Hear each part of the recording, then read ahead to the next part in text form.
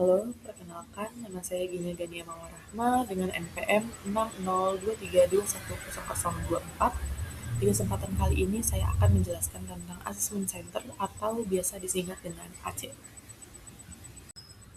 Assessment Center merupakan suatu metode penilaian yang digunakan untuk mengukur kompetensi individu, khususnya dalam konteks dunia kerja.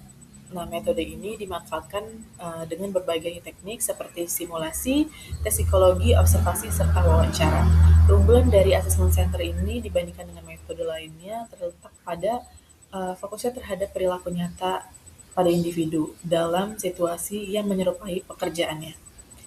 Jadi oleh karena itu, metode ini sering digunakan dalam proses seleksi, promosi jabatan maupun pengembangan karyawan. Sebagai calon sarjana psikologi, penting bagi kita untuk memahami konsep dasar Assessment Center.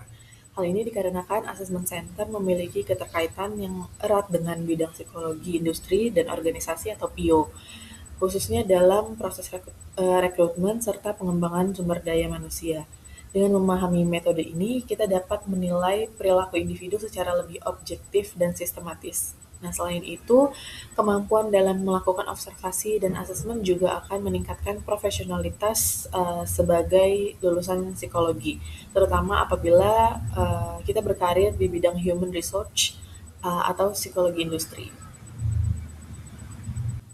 Dalam proses Assessment Center, kompetensi diukur melalui beberapa tahapan. Yang pertama, menentukan kompetensi apa saja yang ingin dinilai, misalnya kepemimpinan, komunikasi, atau problem solving. Kemudian, setiap kompetensi memiliki indikator perilaku yang jelas.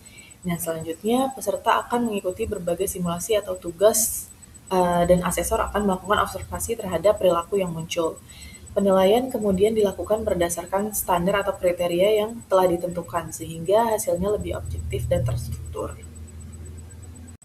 Assessment Center menggunakan berbagai metode pengukuran agar hasilnya lebih komprehensif. Beberapa di antaranya adalah tes psikologi atau psikometri yang digunakan untuk mengukur aspek kognitif dan kepribadian. Kemudian ada simulasi seperti role play, diskusi kelompok, dan in-basket exercise.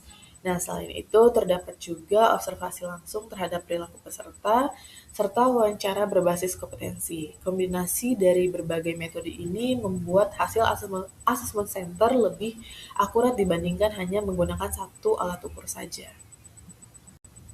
Nah, sebagai contoh, sebuah perusahaan ingin memilih kandidat untuk posisi manajer.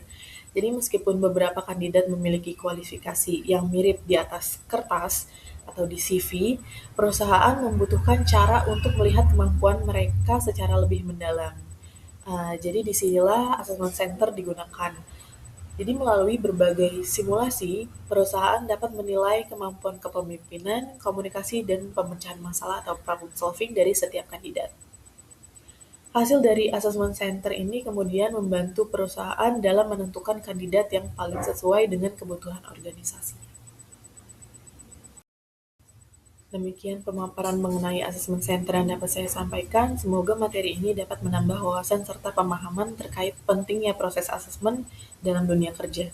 Terima kasih atas perhatiannya dan kesempatannya. Saya ucapkan terima kasih.